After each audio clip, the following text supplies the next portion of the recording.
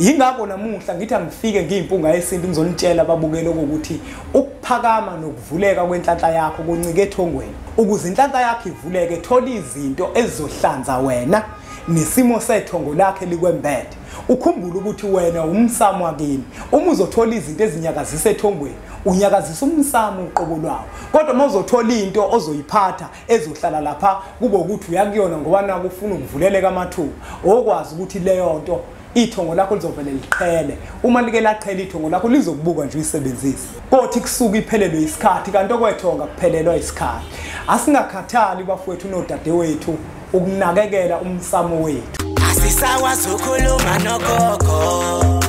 khuluma kokusethi nezinto, amafasha basho bathi uzokhuluza ukhokho bewe. Asisakwazi ukukhuluma nogogo, bunga yezinto wewo. Sakhuleka kunina abakhulu, hayi khona bogogo nomkhulu. Igama umfoka mbanje ithi sasimbiza ngonduna kanjaba. Hayi khona yasuke yahlala, impungu sihlephlela ulwazi. Izinto zaqala zakhanya nenkinga zaphela emphela njaba. Isisa kithi siyakhala, sekukhona nenyanga zamanga. Izinto sakithi siyahamba engathi sekukhona abafundisi bamanga. Kwathi ngithi kunina benkashana kaMenzi yaphuza umlaza ngameva yaphula umlilo ngamahlamvu abanye bocima ngamanzi. Nina belembe leqamanye amalembe ngokukhalipha useshaka kashayika ngemanzi ngesaba ukuthi ushaka kuyinkosi asemashobeni. Ngiyakhuleka umhlaba wonke nasendaweni zonke la khamba kufinyele khona lo mfanekiso oqoshiwe uma ukuthi umusha kule channel. Ibizo lami ngumlekeleli umfoka mbanjwa umshana wakofuze fulele omashiya amahla ngathi azoshumayela umzukulu kaMdumo igaba elimabanga likaThumbula Tshatatsha uTshatatsha kaPheshe uPheshe kaMaguyane uMaguyane kaVaphi uVaphi kaNokho. Kanti ke insizwa zingibiza ngonduna kaNdaba uNtombi ziyancumela insizwa zemkhombisa nesicane saphuma ehlathini ekseni ngovisa uvuthulula ngoba sidwela amabethe ikholo elikholwa ngenhliziyo engalibhana kancane esontweni ogqamgqama umsathi enkakane lakhalathi ngihamba litheselo sito lathi ngaha nginqawe eshunqulwazi ezinye inqawe eshunqa intuthu uphunga elimnandi lesinto elizwakala njalo umeke wavula umlomo umjabulelo umamatheka komkakhe ngoba njalo umamatheka ukuthi faca inkunzi ekhonye ishaya ishoba zibhongele phansi edla nazo maqede zihlaba esinyelene. Bafowethu nodadewethu kuhlala kuyintokozo ngaso sonke isikhathi ukuthi ngifike la kwi-channel lethu enkulu impunga yesintu TV la sifundisana khona izinto ezithinta isintu sethu thina njengabantu abampisho. Uyazi bafowethu ithongo lukhiye kona konke ithongo. Impilo yomuntu nomuntu ophilayo emhlabeni inike inkomo kubantu abadala bakubo. Ithongo lisikhiye esivula yonke iminyango yempilo yomuntu. Namuhla ngiyimpunga yesintu ngifisa ukukhuluma ngokuphakama nokuvuleka kwenhlanhla yomuntu. Yabona noma ngabe yinini uma umuntu esazokunikeza into ephathekayo othola ukuthi uzogcina ngayo kuphela ukuyisebenzisa kungabi ukuthi ukunikeza into ezothi nyakazisa ithongo lakho ukuze kukhuphuke inhlanhla yakho, nyakazisa ithongo lakho ukuze kuvuleke inhlanhla yakho. Wokwazi ukuthi leyo nto ngeke izikusebenzele. Uma ikusebenzelile wokwazi ukuthi izosebenza isikhashana bese iyaphela bese emva kwalokho uyacindezeleka. Yindaba ngibeke kanje ingoba umuntu nomuntu ophilayo phansi komthunzi welanga inhlanhla anayo uyiphiwa yithongo lakhe. Wonke umuntu onenhlanhla, inhlanhla ayiyona into eba umfakela phezulu kwempilo yomuntu. Umuntu okwazi ukukhuphula inhlanhla kumuntu nomuntu okwazi ukuvula inhlanhla kumuntu yithongo lakhe. Ungafika kwimpunga yesintu ikunikeza amanzi ithi hamba wasebenzisa. Lawo manzi mawasebenzisa kufanele kube ukuthi akhuculula ithongo lakho, ahlanza isimo sethongo lakho. Uzokhumbula ukuthi thina njenganabantu sigeza mihla namalanga, sihlala sihlanzekile ngaso sonke isikhathi. Uma kukhona izinto ezimbi eziyizichitho nezilwane ezijijelwa phezulu kwempilo zethu, ngeke ngivele ngikunikeze into ezofika ihlale lapha ngithi uzoyigcoba izokuvulela inhlanhla ngeke kwenzeke lokho kodwa into ekufanele ukuthi yenze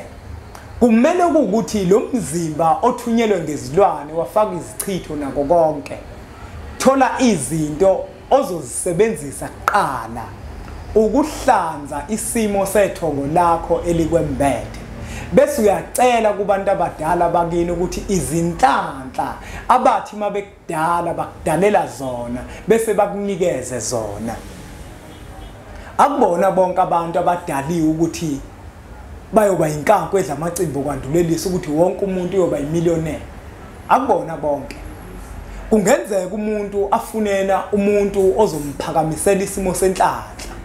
okanye umuntu ozomvulela isimo senhlanhla kanti ithongo lakho wena likudalanga ukuthi lo mcebo ufunayo ube nawo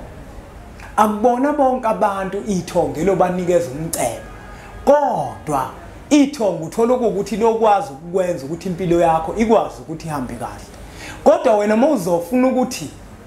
kuba abantu abakuvulela izinto zakho kuba abantu abakuphakamisela isimo senhlanhla yakho kungabi inhlanhla yasethongweni usuke uzoba nenkinga ngoba bazokwenzisa izinto othola ukuthi izoba isinengiso emathongweni akembethe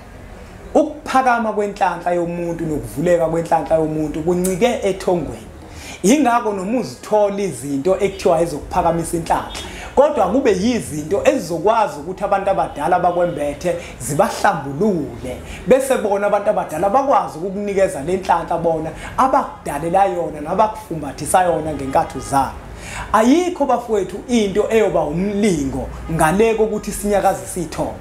uma uzothola into kumuntu ozoyisebenzisa igilele izimanga ngale kokuthi thinta kubantu abadala leyo nto okwazi ukuthi iwumfakela leyo nto okwazi ukuthi iyaphela kodwa into oyinyakazisa ethongweni ngokwabantu abadala la uzohlambulula khona ithongo lakho uphahle ethongweni lakho unxuse lona ukuthi likuphakamisele isimo senhlanhla yakho likuvulele ithongo lakho isimo senhlanhla yakho okwazi ukuthi leyo nto yinto yohamba nayo inguna phakathi ingakho babukeli bempunga yesintu TV nginikhuthaza mina ekutheni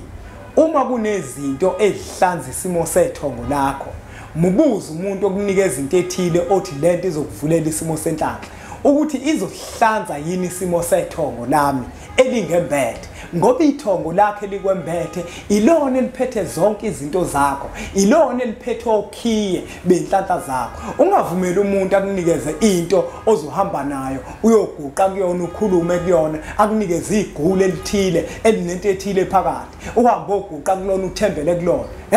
ayifuneki leyo nto umuntu kubalekile ukuthi akunikeze into ezohlambulula isimo sakho ngoba wena umsamo wakini uma ekunikeza into ehlanza isimo sakho uhlanza umsamo wakho kungabi into ezohlala nje lapha kube ukuthi uyisebenzisa wena ngaleso sikhathi ngoba into ezokwenzeka abantu abadala bakini bazoqhela eduze kwakho basuke bese bakuyeka usebenzise lento oyisebenzisayo bese iyakusebenzela lento kodwa lento ukukusebenzela kwayo kuzophela isikhathi bese emva kwalokho iyaphela ngoba bafowethu sibozibheka lezi zinto ezihlala emaguleni ezinamafutha lamafutha phakathi asiwazi ukuthi awani uyothini makunamafutha abantu ngoba awubuze ukuthi lamafutha khona la namafutha abantu abadala bokuyeka into zakho zikhanya uyisebenzise leyo nto bese bona bayaqhela ngenkathi sebeqhelile bakubuke nje ikusebenzele lento kungeve ukuthi usetshenzelwa yibona kodwa kube ukuthi usetshenzelwa yilento oyinikeziwe ingakho namuhla ngithi angifike ngiyimpunga yesintu ngizonitshela ababukeli ukuthi ukuphakama nokuvuleka kwenhlanhla yakho kuncike ethongweni ukuze inhlanhla yakho ivuleke thola izinto ezizohlanza wena nesimo sethongo lakhe likwembethe ukhumbule ukuthi wena umsamo wakini uma uzothola izinto ezinyakazisa ethongweni unyakazisa umsamo uqobo lwawo kodwa mawuzothola into ozoyiphatha ezohlala lapha kube ukuthi uyakuyona ngoba naku ufuna ukuvuleleka amathuba okwazi ukuthi leyo nto ithongo lakho lizovele liqhele uma like laqhela ithongo lakho lizokubuka nje uyisebenzise kothi kusuka iphelelwe isikhathi kanti okwethonga kuphelelwa isikhathi asingakhathali bafowethu nodadewethu ukunakekela umsamo wethu thina sabantu into ekufanele ukuthi siyenza sithola izinto ezamakhubalo azogeza abantu bethu abasembethe abahlambulule kube ukuthi mhlawumbe uyaqhuma uyisebenzisa leyo nto kube ukuthi uyazigeza wena njenganomuntu ukuze izinto zakho zikhanye kukhanyiseleke nabantu abakwembele ngoba ziningi izinto vele eziphonswa ukuthina sabantu ezigcina zingcolisa thina njenganemsamo yethu ezigcina zingcolisa amathongo ethu ngesizathu sokuthi ukuphakama kwenhlanhla nokuvuleka kwenhlanhla kuncike ethongweni asike sithole izinto bafowethu ezizogeza amathongo ethu sithole izinto ezizogeza imimoya yethu esembethe ukuze kube yiyona esisathi masicela kuyona ukuthi ayisikhanyisele ikwazi ukusikhanyisela ngoba nayo isisekukhanyeni angingageqiki amagula ngoba ngemuke ngiyacela ukuthi uthathe lo mfanekiso oqoshiwe udlulisele kwabanye abantu ngoba nakubona uzoba usizo olukhulu uma ukuthi uyafisa ukufika kuthina imphelandaba sizohlala phansi ungakwazi ukuthi ufike ehlale phansi ushayele zona inombolo lezi nizitholele nencwadi sizibhalayo sithini isintu amava ahlabahlosile uyokhuluza ukhokobe kanjalo nencwadi yethu entsha isihloko sithi indlela yesintu mhla ka27 March kuyona lenyanga kobe kukhona imbizo yesintu bafowethu la sikhuluma khona izinto zesintu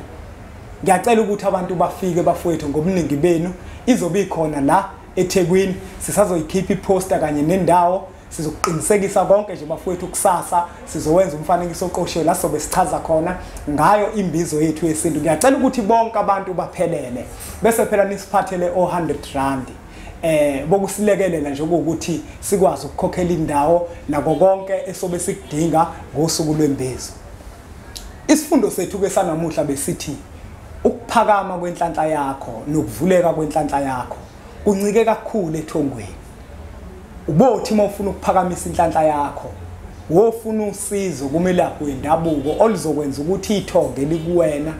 uma kukhona izihibe ezilibambile ligezeke liqaqeke kulezo zihibe ngoba inhlanhla yakho iyophakanyiswa yithongo lakho angeke iphakanyiswe isigubhu uma izophakanyiswa isigubhu ngokwazi ukuthi ithongo lizokubuka lisakubukile nje ngamabomu lizohlala nje ithongo lizibukele nje usebenzile leso sigubhu sakho kuphele leyo minyaka emithathu bese iyaqala iyaphela yonke leyo ngoba into ewumfakela iyaphela kodwa into yethonga ipheli yingakho mina ngohlala ngaso sonke isikhathi nginikhuthaza ababukeli bempunga yesintu TV ukuthi ake silungise izinto zemisamo yethu ake silungise izinto zamathongo ethu ngoba zona zihlala ingunaphakade umcebo osuke ethongweni udliwa nayisizukulwane kodwa umcebo wesithwalo nezigubhu udliwa wena wedwa yingakho ke kubalekile ukuthi masihamba siye ebantwini abathi basisiza sizibheke izinto ezisheshayo sizibheke izinto ezihlala emaguleni ngalomfanekiso oqoshiwe bafowethu ngisho ukuthi ngithini asibonge kakhulu ke ngokuthi ubuke lo mfanekiso oqoshiwe ngiyacela ukuthi udlulisele kwabanye abantu ngoba nakubona uzoba usizo olukhulu bese siqhubeke subscribe kwi-channel ethu enkulu impunga yesintu TV bese sithi nje impunga